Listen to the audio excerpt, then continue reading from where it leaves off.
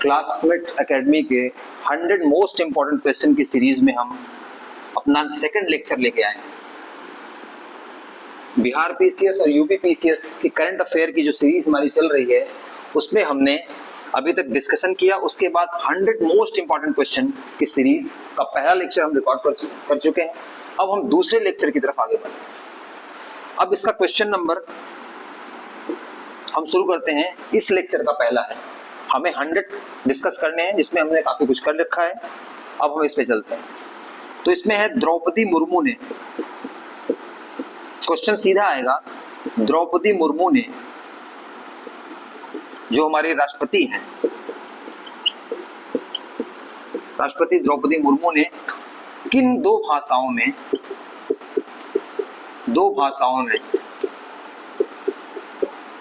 संविधान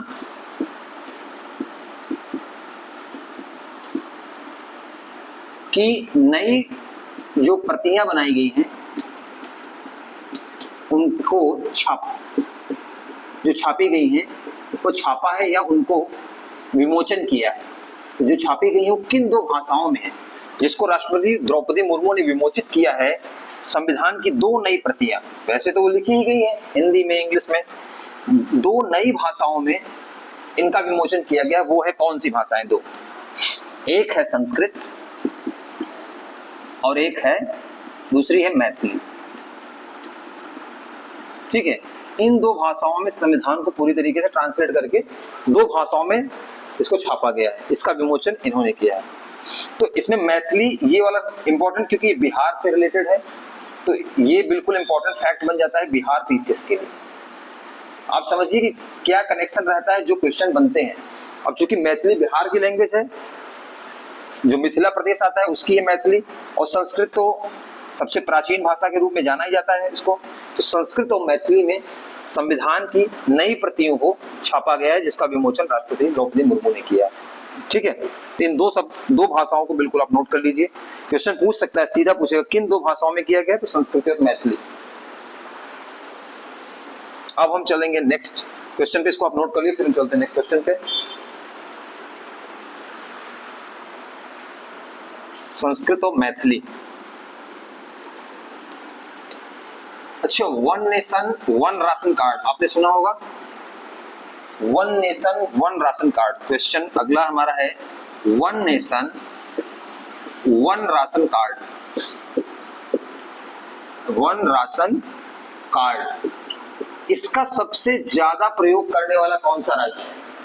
जो सबसे ज्यादा प्रयोग किया है, जहां पे सबसे ज्यादा इसको यूज कर रहे हैं, उसके लाभार्थी हैं, तो ये सबसे ज्यादा यूज करने वाला कौन सा राज्य है? बिहार।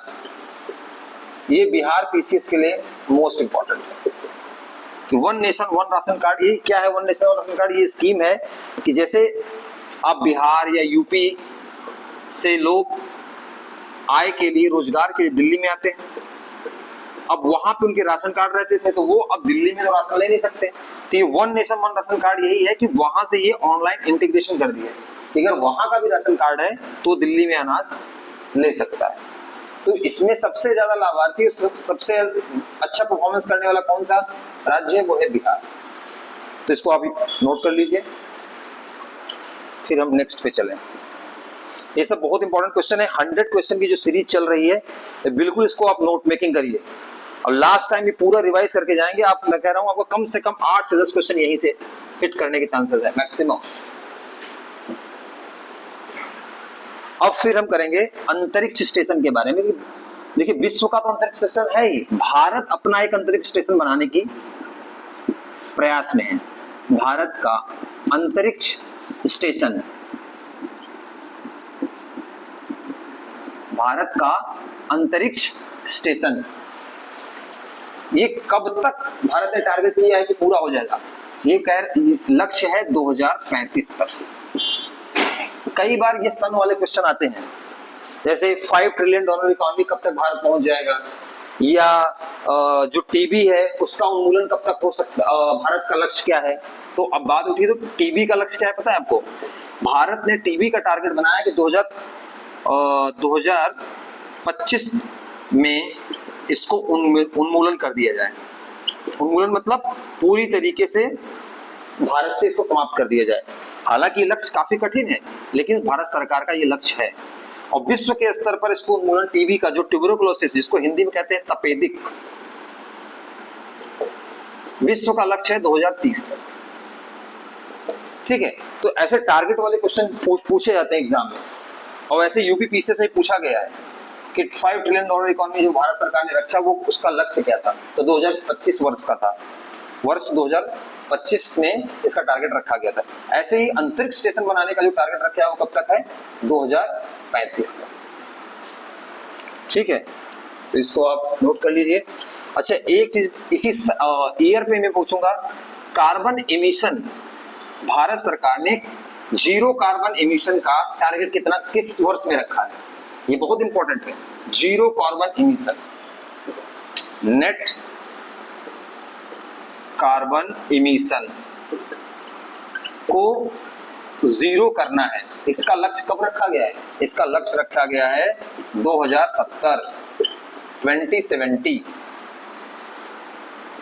ठीक है, ये लक्ष्य रखा गया है कि 2070 तक हम भारत में जो कार्बन का उत्सर्जन होता है उसको हम नेट जीरो कर देंगे। अर्थात अगर इमिशन भी कर रहे हैं तो फिर हम ऐसी चीजें भी लगा रहे हैं जिससे कि एब्जॉर्प्शन भी उतना हो सके। नेट का मतलब क्या है? अगर हम मान लो 1 किलो कार्बन डाइऑक्साइड यूज करें, उत्सर्जित करें, तो 1 किलो कार्बन डाइऑक्साइड हम अवशोषित भी करें। अवशोषण कैसे होगा? आपने पेड़ लगा दिए तो कार्बन डाइऑक्साइड पेड़ यूज करता है, ये आपको पता ही होगा। फोटोसिंथेसिस, जो प्रकाश संश्लेषण में क्या करता है, पौधे खाना बनाते हैं, तो कैसे बनाते हैं? इसी कार्बन डाइऑक्साइड का यूज करके। तो जब आप पेड़ पौधे लगाते हैं तो वो अवशोषण करता है, तो इसी को हमें बैलेंस करना है, जितना उत्सर्जन उतना अवशोषण। और ये टारगेट रखा गया है कब? 2070 तक। और ये किसके अंतर्गत रखा गया था? ये प्रधानमंत्री जब UNFCCC की कॉन्फ्रेंस में गए थे, वहां पे इन्होंने एक पंचामृत करके एक विजन लॉन्च किया था। पंचामृत, 5 टारगेट, उसमें से ये एक टारगेट है पंचामृत। तो इसको आप नोट कर लीजिए। अब बात उठी थी सन की, तो इसलिए हमने बता दिया। तो अंतरिक्ष स्टेशन कब है? 2035। टीबी का कब है? 2025। और कार्बन, नेट कार्बन एमिशन का लक्ष्य कब तक रखा गया है? 2070।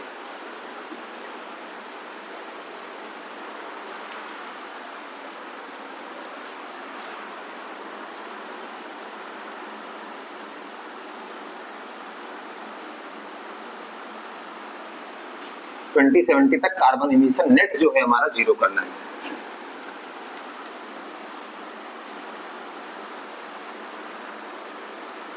अच्छा, इसी पंचामृत में अभी एक करंट अफेयर बना, न्यूज में आया था कि जो पंचामृत था इसमें एक टारगेट और रखा गया था। एक तो 2070 तक है, नेट कार्बन एमिशन जीरो करना है। एक और इसका टारगेट था कि जो इंडिया यूज करता है अपना एनर्जी, जो वो इलेक्ट्रिसिटी यूज करता है, वो एनर्जी का सोर्सेज जो होते हैं वो कहां से होते हैं? एक तो होता है पेट्रोल डीजल जैसे ईंधन, ईंधनों से होता है, इनको क्या बोलते हैं हम? जीवाश्म ईंधन। और एक होता है गैर जीवाश्म ईंधन, गैर जीवाश्म, नॉन फॉसिल फ्यूल, ये होते हैं। तो इसमें टारगेट रखा गया था पंचामृत में कि हमें 2027 तक हमें जो एनर्जी यूज हो रही है उसका 50% हमें गैर जीवाश्म करना है। ये लक्ष्य रखा गया था, 50% हमारा गैर जीवाश्म हो। अच्छा, गैर जीवाश्म में क्यों फोकस किया जा रहा है? क्योंकि गैर जीवाश्म में क्या होता है? सौर ऊर्जा, पवन ऊर्जा, हाँ, ऐसी जो रिन्यूएबल एनर्जी है उनका यूज करके बनाया, ये निर्माण किया जाता है। तो इसमें क्या होगा? कार्बन एमिशन घटता है, क्योंकि इसमें कोई पेट्रोल या डीजल जलाया नहीं जाता, ये सीधा सूर्य की ऊर्जा से, ये पवन की ऊर्जा से निर्मित होता है। तो इसके परसेंटेज को बढ़ने पे क्या होगा? वो हमारा जो 2070 का लक्ष्य है वो पूरा होगा। तो जो 50% का लक्ष्य रखा गया है उसे 2025 में पूरा कर लिया गया है। ये बहुत इंपॉर्टेंट फैक्ट है कि भारत सरकार ने जो टारगेट दिया था उससे 2 वर्ष पहले हमने ये काम कर दिखाया है। इस वर्ष हमने 50% गैर जीवाश्म, जो हमारी टोटल ऊर्जा थी उसकी 50% गैर जीवाश्म का जो लक्ष्य था हमने वो प्राप्त कर लिया है। तो इसको आप नोट कर लीजिए, फिर हम चलते हैं नेक्स्ट टॉपिक पे। ऐसे आप जब भी किसी चीज को पढ़ें तो उसमें एक लिंक बना के पढ़ें कि ईयर वाइज आ गया तो 2-4 ईयर वाइज तो एक साथ निपटा दिया। इससे क्या होगा कि जब आप दोबारा पढ़ेंगे ना और कभी क्वेश्चन आएगा तो आप उसे रिलेट कर पाएंगे, तो आसानी से क्वेश्चन सॉल्व करने में आपको मदद मिलेगी।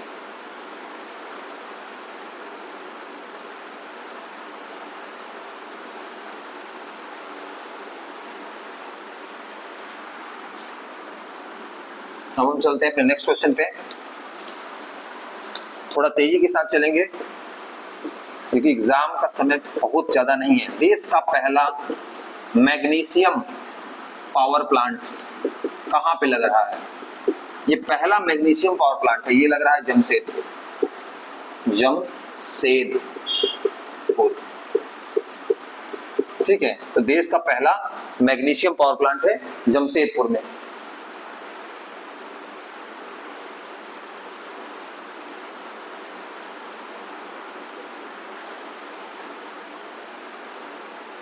ठीक है, ये पायलट प्रोजेक्ट है, याद रखना। ये एक क्या है? पायलट प्रोजेक्ट है। तो ये क्या है? मैग्नीशियम का पायलट प्लांट टाइप का है। ये एक पायलट प्रोजेक्ट के रूप में बन रहा है।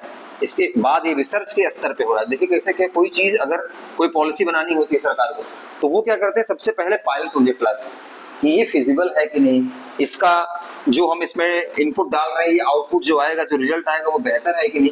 उसके फिर जो रिजल्ट आता है उसके बेस से फिर पूरे देश में लागू करते हैं चीजों को, सीधे नहीं लागू होते। ये क्या है? मैग्नीशियम का पायलट प्लांट है जो जमशेदपुर में स्थापित हो रहा है। अब हम चलेंगे नेक्स्ट पे कि देश में, नेक्स्ट क्वेश्चन या जो इंपॉर्टेंट टॉपिक है 100 की सीरीज में अगला, कि देश में पहली आर्टिफिशियल इंटेलिजेंस बेस्ड जो आंगनबाड़ी है, पहली आर्टिफिशियल इंटेलिजेंस बेस्ड आंगनबाड़ी केंद्र आप जानते ही होंगे, जो प्री स्कूलिंग के पहले जहां बच्चों को भेजा जाता है। तो पहली एआई आधारित आंगनबाड़ी केंद्र कहां पे शुरू किया जा रहा है? तो वो है लखनऊ उत्तर प्रदेश की राजधानी है, आप जान ही रहे हैं। ये आपका यूपी पेट और यूपी पीसीएस के लिए बहुत इंपॉर्टेंट है, जो वहां ये पूछा जा सकता है, तो इसको नोट करिए आप। देश की पहली एआई बेस्ड जो आंगनबाड़ी है वो लखनऊ में नहीं सर, यूपी में है, गाजियाबाद में। लखनऊ में आपका क्या था? लखनऊ में था आपका जो देश का सबसे बड़ा टेक्सटाइल पार्क है वो स्थापित हो रहा है। लखनऊ में देश का सबसे बड़ा टेक्सटाइल पार्क स्थापित हो रहा है। अच्छा, ये तो हो गया एक क्वेश्चन। इसमें ये और पूछ सकता है इसका बजट क्या है? 300 करोड़ रुपए। ठीक, तो 300 करोड़ रुपए का देश का सबसे बड़ा टेक्सटाइल पार्क लखनऊ। देश की पहली एआई बेस्ड आंगनबाड़ी केंद्र कहां बन रहा है? गाजियाबाद उत्तर प्रदेश। तो यूपी से रिलेटेड न्यूज याद रखिए, क्योंकि आने वाला जो 6 से 7 सितंबर को एग्जाम होने वाला है आपका, उसके लिए ये न्यूज बहुत इंपॉर्टेंट है। और ये एआई बेस्ड हुआ बिल्कुल, क्योंकि अभी देख ही रहे हैं आप लोग एआई का कितना तगड़ा चल रहा है यूज। चैट जीपीटी आप लोग यूज कर रहे हैं, चैट जीपीटी है, ग्रोक है, इन चीजों का यूज अब चलन बढ़ रहा है। तो ये चीजें पूछी जा सकती है कि एआई बेस्ड जो आंगनबाड़ी केंद्र है वो पहला कहां है? गाजियाबाद में।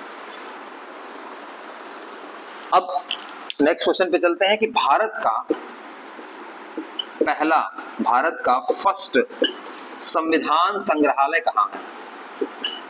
हमने अपनी पहले लेक्चर में करंट अफेयर की सीरीज में हमने डिस्कस किया था। आज से जो पहले लेक्चर हुए हैं हमारे, उसमें डिस्कस किया था कि संविधान संग्रहालय कहाँ है। ये है सोनीपत, हरियाणा में। ये अभी इनॉग्रेट किया गया नया अभी, बिल्कुल। ये देश का पहला है संविधान संग्रहालय, सोनीपत हरियाणा। ठीक है, अच्छा ये तो हो गया कि सोनीपत में है, हरियाणा राज्य पूछ सकता है। एक चीज में और पूछ सकता है, ये किस यूनिवर्सिटी में है? तो ये है ओपी जिंदल यूनिवर्सिटी। कभी कभी क्या करता है एग्जामिनर, इसको टफ करने के लिए क्या करेगा, वो राज्य नहीं पूछेगा, वो यूनिवर्सिटी का नाम पूछ लेगा, किस शिक्षण संस्थान में भारत के पहले संविधान संग्रहालय की स्थापना की गई है, तो वो है ओपी जिंदल यूनिवर्सिटी। ठीक,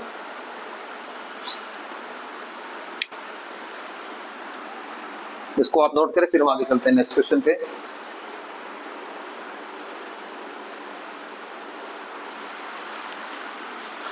इसमें जगह को हम मिटा देते हैं। इस बार का जो भारतीय प्रवासी दिवस हर साल मनाया जाता है, आपको पता है, जो 18वां प्रवासी दिवस था, भारतीय प्रवासी दिवस, भारतीय प्रवासी दिवस, ये कहाँ मनाया गया? लोकेशन पूछ लेगा ये क्वेश्चन सीधा, तो ये भुवनेश्वर, उड़ीसा में। अच्छा, ये क्यों मनाया जाता है, थोड़ा हम इसको भी डिस्कस कर लेते हैं। चक्कर क्या है, गांधी जी जब अफ्रीका से लौट के आए थे भारत 1915 में, उसी को याद करने के संबंध में हम प्रवासी दिवस मनाते हैं। ठीक है, क्योंकि वो काफी दिन तक रुके थे वहां, 20-22 साल करीब गांधी जी अफ्रीका में, वहां पे जो ब्लैक की लड़ाई थी और भारतीयों की लड़ाई थी, वहां पर उन्होंने लड़ी थी, कानूनी लड़ाई, और उनको अधिकार दिलाया था। उसके बाद ये भारत में आए, तो 1915 में ही आए थे। तो उसी चीज को एक उत्सव के रूप में मनाने के लिए भारत सरकार ने भारतीय प्रवासी दिवस रखा है, मनाया जाता है ये। तो ये 18वां भारत प्रवासी दिवस था, भारतीय प्रवासी, ये कहाँ मनाया गया? भुवनेश्वर में। अच्छा, इस फंक्शन में होता क्या है, जो भारत के प्रवासी हैं, जो इंडिया के हैं, जो कि बाहर जाके काम कर रहे हैं, उनमें जिन्होंने बहुत बड़ा योगदान किया है भारत की सम्मान को बढ़ाने में, हाँ, बहुत सारे लोग ऐसे, उनको इसमें बुलाया जाता है, सम्मानित किया जाता है।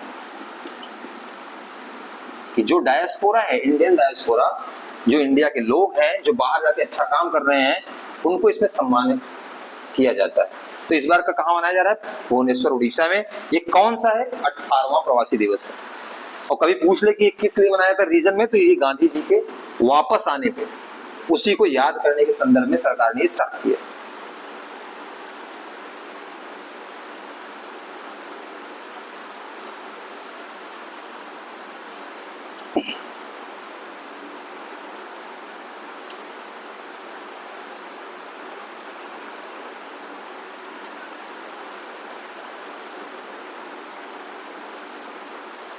ठीक है, अब चलते हैं हम, नेशनल न्यूज काफी हो गई, अब हम इंटरनेशनल रिलेटेड जो बहुत इंपॉर्टेंट न्यूज है उसको हम डिस्कस करेंगे।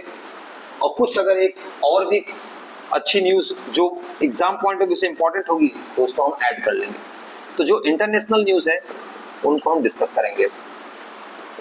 इसमें एक रिपोर्ट आई थी, उसमें बताया गया कि दुनिया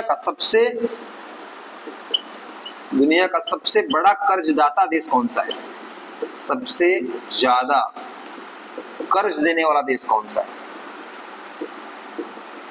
तो ये वन लाइनर क्वेश्चन बन सकता है आपका, तो वो है जर्मनी। ठीक है, दुनिया का सबसे ज्यादा कर्ज देने वाला देश है जर्मनी, इसको आप नोट करिए। ऋणदाता, कर्ज देना या ऋण देना। ठीक है, और नेक्स्ट क्वेश्चन है, दुनिया में पहला ऐसा देश कौन सा है, फर्स्ट देश, जिसने 3D प्रिंटिंग तरीके से रेलवे स्टेशन बनाया है। रेलवे स्टेशन, 3D प्रिंटिंग में क्या होता है? 3D प्रिंटिंग में क्या होता है, जैसे कि आप अभी से मकान बनाते हैं तो क्या करते हैं, आप सीमेंट लेते हैं, सारी चीजें जोड़ते हैं।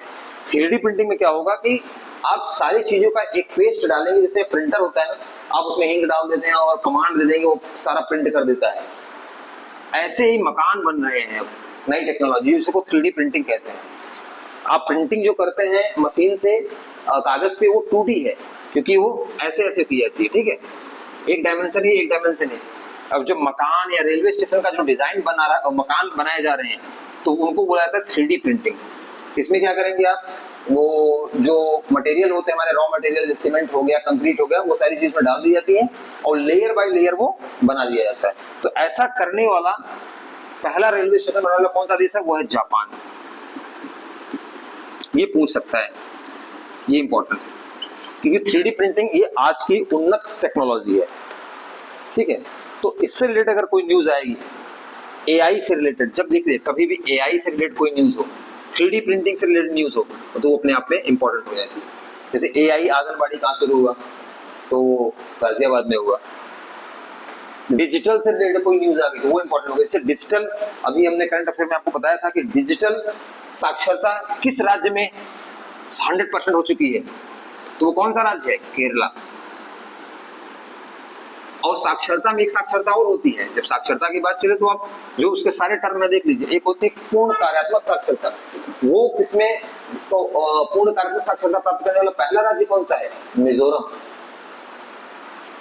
और पहला यूटी कौन सा है? वो है लद्दाख, ठीक है।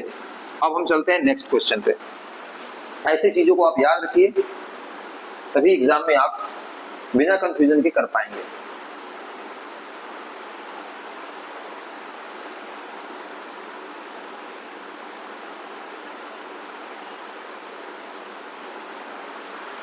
अब एक पड़ोसी देश पाकिस्तान से रिलेटेड न्यूज है, उसको एग्जाम पॉइंट से इंपॉर्टेंट बताया जा रहा है। क्यों?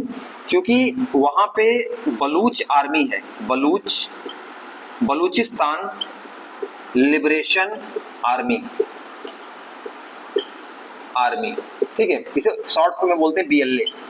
तो इसने क्या किया था, वहां पे एक ट्रेन हाईजैक हुआ था, ट्रेन हाईजैक उन्होंने कर लिया था। पाकिस्तान के उसमें नागरिक थे या और भी लोग थे। तो ये जो BLA है, जो कि पाकिस्तान से अपने स्वयं को स्वतंत्र घोषित करने की बात करती है और उनके पाकिस्तान की गवर्नमेंट के खिलाफ में कार्य करती है, जिससे कि उनको आजादी मिल सके, तो उन्होंने एक ट्रेन हाईजैक कर लिया था। तो उस ट्रेन का नाम पूछा जा सकता है, तो उसका नाम है जफर एक्सप्रेस। चूंकि बिल्कुल पड़ोस की बात है और प्लेन हाईजैक एक बहुत कम रेयरेस्ट घटनाएं होती हैं, तो इसको आप याद रखिए, जफर एक्सप्रेस।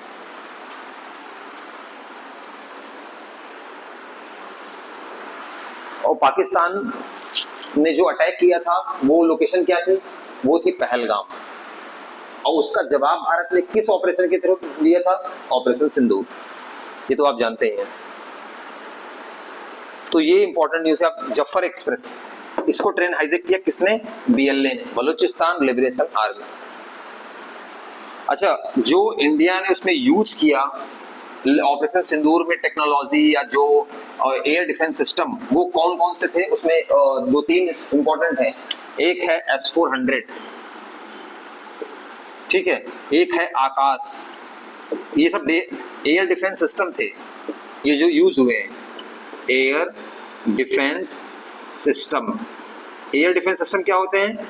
ये क्या होते हैं कि इसमें लगे होते हैं ऐसी तकनीकी उन्नयन के साथ मिसाइलें लगी होती हैं कि जैसे कोई बाहर देश से हमारे सीमा में कोई मिसाइल प्रवेश करेगी, ये उसको हवा में ही मार के गिरा देंगे।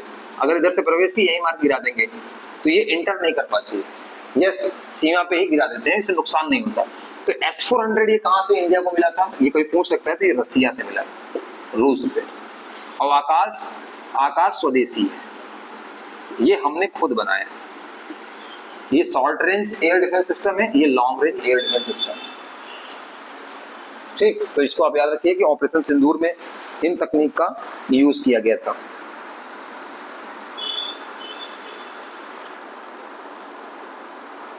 अब आगे हम चलते हैं।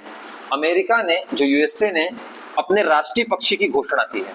देखिए अमेरिका क्या है, अब वैसे तो कोई देश ऐसा नहीं है जो सुपर पावर है, बट अमेरिका की धाक आज भी पूरे विश्व में है। हाँ, तो अमेरिका में अगर कोई घटना घट रही है तो उसको इंपॉर्टेंट न्यूज माना जाता है, पूछा जा सकता है। और बिहार PCS में खासकर आप भी 69 BPSC का पेपर देखेंगे तो ट्रंप ने कौन सी रैली की, उससे रिलेटेड क्वेश्चन पूछ लिया गया। सोचिए, जबकि वो प्रेसिडेंट भी नहीं थे, वो चुनाव लड़ रहे थे, उन्होंने कौन सा वहां पे मेथोडोलॉजी यूज किया या क्या किया, उसको उन्होंने पूछ लिया था। वहां की सड़क का नाम पूछ लेते हैं कि प्रेसिडेंट की तरफ जाने वाली सड़क का नाम। तो बिहार PCS में ऐसे क्वेश्चन आए हुए, इसलिए USA से रिलेटेड न्यूज़ों को हम इग्नोर नहीं कर सकते। तो USA ने अपने राष्ट्रीय पक्षी की घोषणा की है। ये कौन सा पक्षी है? ये है bald eagle. Eagle, bald eagle, जो वहां गिद्ध होता है, तो उनका ये राष्ट्रीय पक्षी बना है। यूएसए वहां की सरकार ने घोषणा की, बाल्ड ईगल।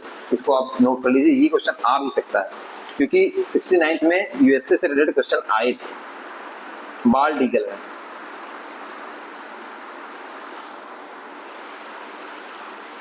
अब आते हैं नेक्स्ट क्वेश्चन पे। विश्व की सबसे लंबी या बड़ी मिथिला पेंटिंग कहाँ बनाई गई? ये स्पेशली बीपीएससी से कोई फोकस में रख के बनाया गया, क्योंकि यूपी में आने के, वैसे भी यूपी में भी आ सकता है, बट ये बिहार पीसीएस के लिए बहुत इंपॉर्टेंट है। मिथिला पेंटिंग विश्व की सबसे लंबी कहाँ बनाई गई? मधुबनी में।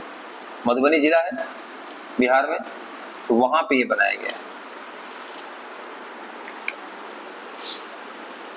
ये जो मैं 100 क्वेश्चन का मैं नोट मेकिंग किया हूं, ये आपके लिए बहुत इंपॉर्टेंट है। आप इसको कम से कम 4-5 बार देख लेंगे तो इससे आने वाले क्वेश्चन तो आपसे नहीं छूटेंगे, इतना तो पक्का है। ठीक है, ये हो गया तो फिर हम आगे बढ़े।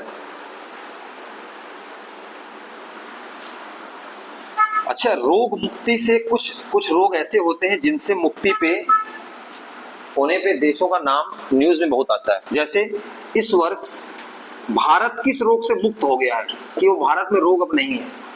वो है ट्रैकोमा। ठीक है, ये सीधा पूछ लेगा कि WHO ने भारत को किस रोग से मुक्त घोषित किया, तो वो है ट्रैकोमा। ये आंख की बीमारी होती है। ऐसा एक और रोग है, कुष्ठ रोग।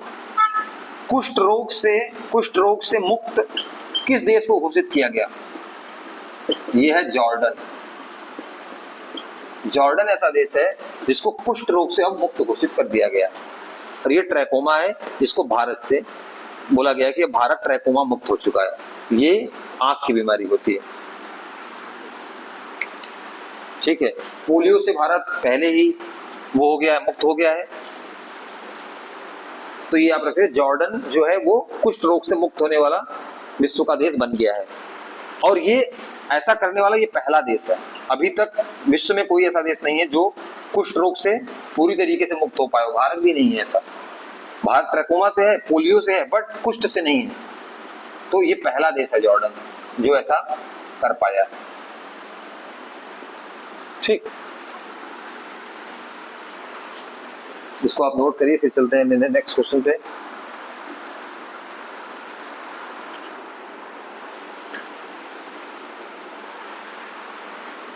अच्छा, अभी स्वर्ण भंडार की बात की जा रही है। एक न्यूज आई कि विश्व का सबसे बड़ा स्वर्ण भंडार कहाँ मिला है? सबसे बड़ा। अच्छा, बिहार में मधुबनी में बोला जाता है कि वहां पे सोने का। और विश्व का सबसे बड़ा भंडार कहाँ मिला है? ये मिला है चीन में। चीन में अगर देश पूछेगा तो चीन, और राज्य चीन में अगर शहर पूछेगा तो हुनान। हुनान वहां पे एक प्रांत है, जैसे अपने यहाँ यूपी, बिहार, एमपी, राजस्थान है, वैसे यहाँ हुनान है। अगर हुनान दे दे तो सबसे बड़ा स्वर्ण भंडार जो मिला है वो हुनान प्रांत में है, चीन में मिला है। सबसे बड़ा, लेटेस्ट में है, सबसे बड़ा स्वर्ण भंडार चीन के हुनान प्रांत में मिला है। ठीक, यहाँ पे एक मिनट मिटा दे तो फिर हम नेक्स्ट क्वेश्चन पे चलें। कुष्ठ रोग से मुक्त होने वाला पहला देश विश्व का कौन सा है? जॉर्डन। सबसे बड़ा स्वर्ण भंडार कहाँ मिला है? वो मिला है चीन के हुनान प्रांत में। अब बात करते हैं कि जो अफगानिस्तान में, आपको पता है कि जब अमेरिका वहां से चला गया तो वहां पे तालिबान की सरकार बन गई। तो तालिबान को रिकॉग्नाइज करने वाला, मान्यता देने वाला सबसे पहला देश कौन सा है? फर्स्ट देश कौन सा है? वो है रूस। तालिबान को पहला देश ऐसा है रसिया जिसने मान्यता दी है। अभी तक किसी ने इसको, तालिबान सरकार को आधिकारिक रूप से मान्यता नहीं दी थी। तो रसिया ऐसा पहला देश है जिसने तालिबान को, पहला देश है जिसने मान्यता दी, आधिकारिक में ऑफिशियली डिक्लेयर किया कि तालिबान ठीक है, लीगल स्टेटस है इसका।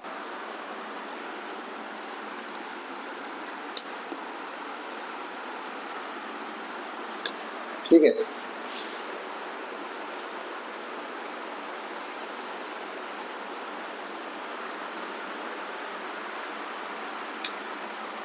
अब हम चलते हैं नेक्स्ट पे। नेक्स्ट क्वेश्चन है, समलैंगिक विवाह को कानूनी दर्जा देने वाला साउथ ईस्ट एशिया का पहला देश कौन सा है? एशिया का फर्स्ट देश कौन सा है? समलैंगिक विवाह मतलब समान लिंग में, जैसे पुरुष पुरुष से, महिला महिला से, समलैंगिक विवाह जिसको जहां जिसकी प्रकृति जैसी है वो विवाह कर सकता है और उसको कानूनी मान्यता, जैसे भारत में क्या है, अपने यहाँ भी इसको कानूनी मान्यता नहीं मिली, तो कानूनी मान्यता किसने दिया है? साउथ ईस्ट एशिया का देश कौन सा है? थाईलैंड। थाईलैंड जो है उसने समलैंगिक विवाह को कानूनी दर्जा दे दिया कि वो लीगल है, अब वो गलत नहीं है। ठीक है, तो अफगानिस्तान को पहला आधिकारिक मान्यता देने वाला कौन सा देश है? रसिया। और समलैंगिक विवाह को कानूनी दर्जा देने वाला साउथ ईस्ट एशिया का पहला देश कौन सा है? थाईलैंड। और अमेरिका के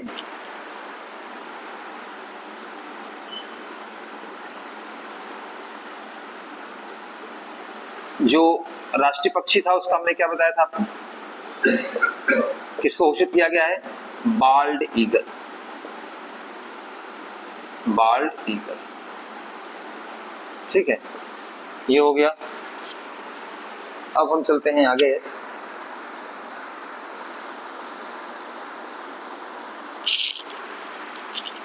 क्वेश्चन ये इंपॉर्टेंट बन सकता है, पृथ्वी के दक्षिणी गोलार्ध, अभी मैं बताता हूं इसका मतलब क्या होगा। पृथ्वी के दक्षिणी गोलार्ध का सबसे बड़ा हिंदू मंदिर कहां बना? दक्षिणी गोलार्ध का मतलब जैसे कि पृथ्वी होती है ना, अगर ये पृथ्वी है तो कह रहा है कि जो 0 डिग्री अक्षांश रेखा उसके नीचे जो है, ये इसके साउथ में जितना है, इसके अंदर जो सबसे बड़ा हिंदू मंदिर है वो कहां बना है? तो उसकी लोकेशन है जोहान्सबर्ग, दक्षिण अफ्रीका के अंदर।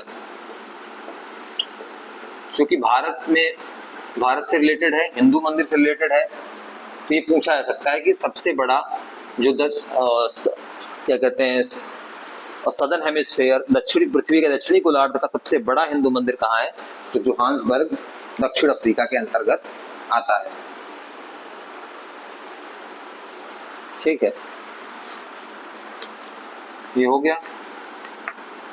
अच्छा, नेक्स्ट पॉइंट पे हम चलते हैं कि कौन सा ऐसा देश है जिसने एआई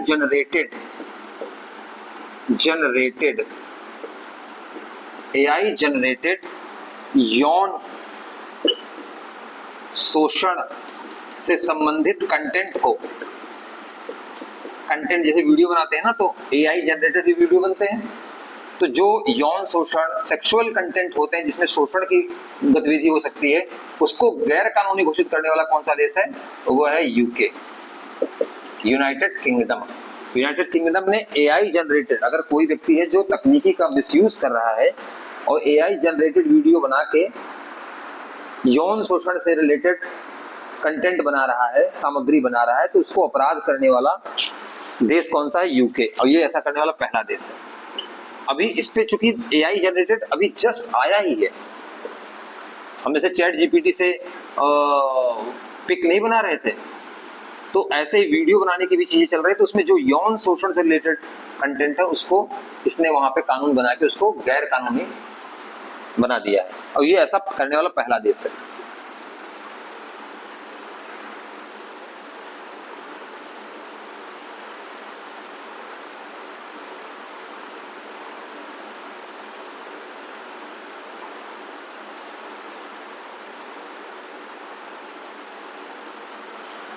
आगे चलते हैं हम नेक्स्ट क्वेश्चन पे। अच्छा, अभी एक नाम इंडिया में बहुत चर्चा में रहा, शुभांशु शुक्ला, काफी चर्चा में रहे। क्यों? क्योंकि ये इंटरनेशनल स्पेस, जो अंतरराष्ट्रीय स्पेस अंतरिक्ष वो है, क्या कहते हैं, स्पेस, वहां पे जो बनाया गया है स्थान, हाँ स्पेस सेंटर है जो, उस पे इनको भेजा गया था शुभांशु शुक्ला को। ये भारत से स्पेस अंतरिक्ष में जाने वाले दूसरे हो गए। पहले कौन से थे? राकेश शर्मा, जब इंदिरा गांधी की गवर्नमेंट थी तब गए थे कौन? राकेश शर्मा। और दूसरे कौन से हैं अंतरिक्ष में जाने वाले? वो है शुभांशु शुक्ला। अच्छा, किस मिशन के, ये तो पूछ लिया कि इंटरनेशनल स्पेस सेंटर पे जाने वाले हो गए शुभांशु शुक्ला, किस मिशन के अंतर्गत गए थे, ये भी पूछ सकता है इसमें, कि शुभांशु शुक्ला का जो जाना हुआ है वो किस मिशन के अंतर्गत हुआ है। तो ये हुआ है एक्सियोम मिशन।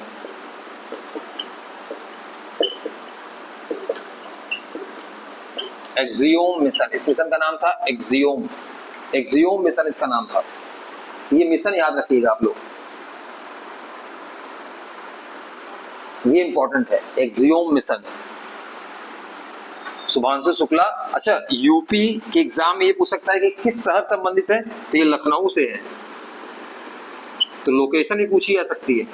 एक तो ये कहा कि कहां से गए, नासा ने भेजा था, कौन सा? एक्सियोम मिशन 4 बोलते हैं इसको, पूरा नाम इसका एक्सियोम मिशन 4 है, क्योंकि ये चौथा है। और ये कहां से रिलेटेड है, तो ये लखनऊ से है। इंटरनेशनल स्पेस सेंटर में कौन से भारतीय हैं? दूसरे भारतीय हैं।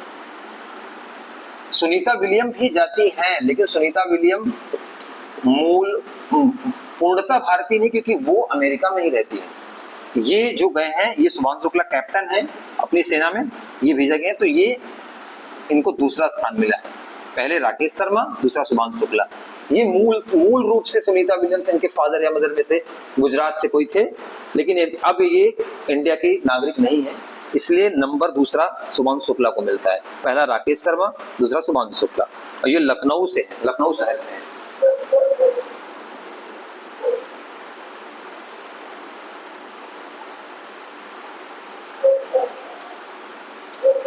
अच्छा, अब यहाँ चूंकि बात उठी है एक्सियोम मिशन की, तो इसमें मैं आपको बता दूं, ROARO का जो पेपर हुआ था 27 जुलाई को, उसमें इससे क्वेश्चन पूछ लिया था कि सुनीता विलियम जब इंटरनेशनल स्पेस सेंटर पे फंस गई थी, तो उनको किस यान द्वारा वहां से लाया गया था, कि उनको रेस्क्यू किस यान से किया गया था? तो उनको किया गया था ड्रैगन नाम के यान से, ड्रैगन था, उससे इनको वहां से लाया गया था। अंतरिक्ष में जब वो फंस गई थी, वहां से उनको लाने का वाला जो यान था वो था ड्रैगन। ये 27 जुलाई के पेपर में पूछा था क्वेश्चन। तो ये देखिए, स्पेस से रिलेटेड जो घटनाएं हैं वो कितनी इंपॉर्टेंट हो सकती है। शुभांशु शुक्ला और सुनीता विलियम्स का ड्रैगन, एक्सियोम मिशन 4, लखनऊ शहर, ये बिल्कुल आपको याद रहना चाहिए। और पहला ये नहीं, शुभांशु शुक्ला क्या पहले है? नहीं, पहले है राकेश शर्मा, पहले हैं राकेश शर्मा।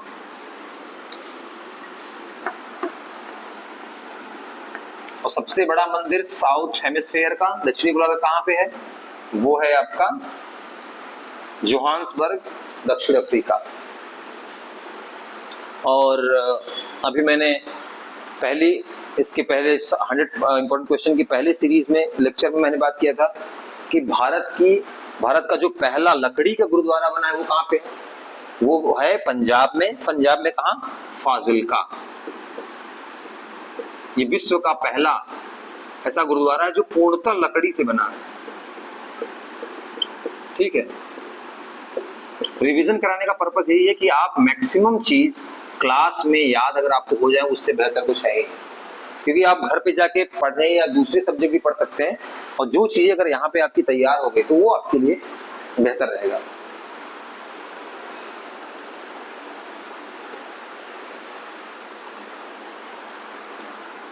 अच्छा, भारत में एक जियो साइंस म्यूजियम खुल रहा है। भारत में एक जियो साइंस म्यूजियम खुल रहा है। भारत का पहला geo science museum, geo science museum ये खुल रहा है। ये कहाँ पे खुल रहा है, इसकी लोकेशन पूछ सकता है। म्यूजियम है ये, कहाँ है, ग्वालियर में। ग्वालियर कहाँ है, मध्य प्रदेश। ठीक है, अच्छा जियो साइंस म्यूजियम कहाँ खुल रहा है, ग्वालियर में। अब सब म्यूजियम की बात आई है तो मैं कहूँ कॉन्स्टिट्यूशन म्यूजियम कहाँ खुल रहा है, संविधान संग्रहालय, ये कहाँ खुल रहा है, सोनीपत में, सोनीपत हरियाणा, सोनीपत हरियाणा में। किस यूनिवर्सिटी में, ओपी जिंदल यूनिवर्सिटी में। म्यूजियम की बात आई इससे मैंने इसको डिस्कस कर लिया।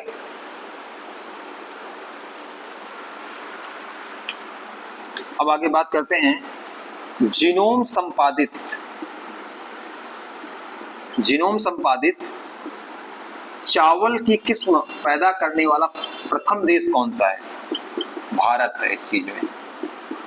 इसमें क्या किया कि जीनोम संपादित का मतलब कि चावल की किस्म को जेनेटिकली मॉडिफाइड किया गया है, उसके जीन्स में हेर फेर करके बदलाव करके नई किस्मों का नवाचार किया गया है। तो ये करने वाला देश कौन सा है, भारत। और ये किस किस्म से रिलेटेड है, किस फसल से, देखिए इसमें दो क्वेश्चन बनेगा कि जीनोम संपादित चावल की किस्मों का प्रथम बार किसी देश ने किया है, तो किसने किया, भारत ने। ये भी कह सकता है कि कौन सा ऐसा देश है जिसने भारत देश ने किस फसल की किस्म में जीनोम संपादित कर नई फसलों, नई किस्म की पैदावार की है, तो वो चावल है। चावल पहली किस्म है जिसमें भारत देश ने जीनोम जेनेटिकली मॉडिफाइड किया, उसके जीन्स में परिवर्तन लाके नई किस्मों का नवाचार किया है। तो ऐसा करने वाला भारत पहला देश है। ठीक है, इसको आप नोट कर लीजिए, फिर चलते हैं हम आगे। अब फिर है भारत का पहला कीटनाशक, भारत का फर्स्ट कीटनाशक कवच। जैसे क्या होता है कि किसान जब कीटनाशक को छिड़कते हैं तो उस समय जो कपड़ा पहनाया जाएगा जिससे कीटनाशक दिक्कत करता है, तो कीटनाशक कवच बनाया गया है, बॉडी सूट बनाया गया है। इसका नाम क्या है, कीटनाशक कवच है, कीटनाशक बॉडी सूट बनाया गया है जिससे कि छिड़काव करते इसमें दिक्कत ना हो। तो उसका नाम क्या रखा गया है, पूछ सकता है कि उस बॉडी सूट का क्या नाम है, तो उसका नाम है किसान कवच। किसान कवच इसका नाम रखा गया है, इसका नाम है किसान कवच।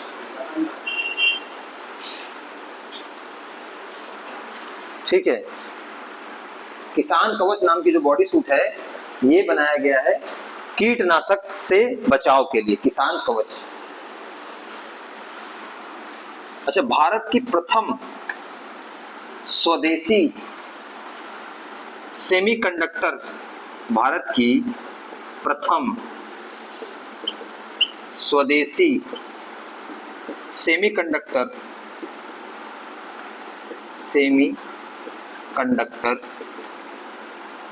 चिप, जो आपके मोबाइल वगैरह और लैपटॉप वगैरह में चिप लगती है, सेमीकंडक्टर, जो सिलिकॉन वगैरह में जो बोला था ना, सिलिकॉन वैली, तो इनका प्रयोग करके जो चिप बनाई जाती है, इन्हीं की चिप का बहुत बड़ा रोल होता है आपके आईटी सेक्टर के जितने भी गैजेट्स बनते हैं। तो इसकी स्वदेशी, अभी तक इंडिया में क्या है, अभी हम बाहर से आयात करते हैं, इंपोर्ट करते हैं। स्वदेशी सेमीकंडक्टर चिप बनाने की जो फैक्ट्री लगाई जा रही है वो कहाँ लगाई जा रही है, गुजरात। और इसकी घोषणा किसने की, तो इसकी घोषणा की अश्विनी वैष्णव, जो मंत्री हैं इसके। ये पहली सेमीकंडक्टर चिप है। ठीक है, पहली स्वदेशी रूप से विकसित सेमीकंडक्टर चिप गुजरात के राज्य में बनने की घोषणा किसने की, अश्विनी वैष्णव ने। अच्छा, एक चीज और है कि सेमीकंडक्टर एक यूनिट लगाई जा रही है यूपी में।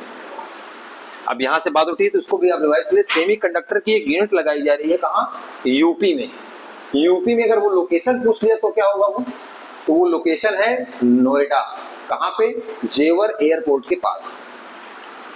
ठीक है, नोएडा जेवर एयरपोर्ट के पास। और उसको जो यूनिट लगाई जा रही है सेमीकंडक्टर की, उसमें योगदान कौन कौन कर रहा है? तो उसमें योगदान कर रहा है HCL प्लस फॉक्सकॉन। ये दो कंपनियां हैं जो सेमीकंडक्टर यूनिट जो यूपी में लग रहा है, नोएडा में, मैंने आपको लेक्चर में पढ़ाया था इस चीज को, नोएडा में जेवर जो एयरपोर्ट बन रहा है उसके पास में, तो उसमें दो प्राइवेट कंपनियां लग रही हैं, एक HCL होगी, एक फॉक्सकॉन होगी। इन दोनों ने इसे स्थापित करने की बात की है। और भारत में ये किस नंबर की यूनिट बनने वाली है ये भी पूछ सकता है। ये तो पूछेगा कि कहां पे लोकेशन, तो नोएडा। ये कौन सी कंपनियां बना रही हैं, तो जेवर एंड HCL एंड फॉक्सकॉन। लेकिन ये किस नंबर की है पूरे भारत में, तो ये छठी है। पूरे भारत में 5 और पहले हो चुकी हैं, छठवीं है। ठीक, इसको आप बिल्कुल याद रखिएगा। अच्छा, कल मैंने लेक्चर में कराया था, शायद आप लोग रिवाइज किए हैं कि नहीं। कल के लेक्चर में पढ़ाया था इंडियन इंस्टीट्यूट ऑफ स्किल, भारतीय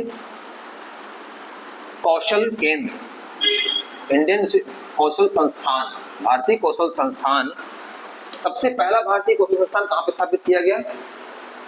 वो है कानपुर। बिल्कुल इसे याद रखिए, पहला स्थान कहां किया गया? कानपुर। हाल ही में सरकार ने कहां स्थापित किया? मुंबई। अच्छा, 3 सेंटर पे स्थापित करने की बात की गई, तो कौन सा है तीसरा? अहमदाबाद। अहमदाबाद, ठीक है। तो ऐसे बिल्कुल आपको याद रखना है। सबसे पहला कानपुर, दूसरा मुंबई जो कि हाल में ही बना, तो घोषणा शिलान्यास किया गया है, अहमदाबाद तीसरा। 3 स्थान पे इंडियन इंस्टीट्यूट ऑफ स्किल्स की स्थापना की जाएगी। ठीक है, तो हमने यहाँ पे देख लिया आज की क्लास में जो नेशनल से रिलेटेड जो 100 मोस्ट इंपॉर्टेंट क्वेश्चन की सीरीज थी, उसमें हमने काफी हद तक जो नेशनल करंट अफेयर से रिलेटेड था उनको लिया, इंटरनेशनल भी लिया, जिसमें हमने यूएसए के नेशनल पक्षी के बारे में बात की, सबसे ज्यादा ऋण दाता देने वाले देश की जर्मनी की बात की। तो अभी काफी हद तक हो चुका है, और जो बचा हुआ हम उसको अगली क्लास में पूरा करेंगे। और फिर से इसको मैं 10 मिनट के अंदर सारा आपका रिवीजन कराऊंगा 100 का, जिससे आप इस लेक्चर के समाप्त होने पे आपके 100 के 100 इंपॉर्टेंट क्वेश्चन आपके जुबान पे रहे, आपके टिप पे रहे। आपका हमारी संस्था से जुड़ने का जो समय आप हमें दे रहे हैं उसका आपको लाभ मिलना चाहिए। यही हमारा गोल है कि आप किसी भी दाएं बाएं या डाइवर्जन में ना जाएं, और बिल्कुल आप फोकस, बिना किसी फालतू चीजों में फंसे हुए, केवल टू द पॉइंट पढ़ाई करें और अपने एग्जाम में मैक्सिमम स्कोर करें। और हमारा भी करंट अफेयर की सीरीज चल रही है, हम आगे हम जीएस के, पॉलिटी, हिस्ट्री, इन सब के लेक्चर और इनके सबके क्रिप्स मटेरियल, शॉर्ट नोट्स वाले मटेरियल और टू द पॉइंट वाले लेक्चर लेके आएंगे। तब तक के लिए धन्यवाद। जय हिंद।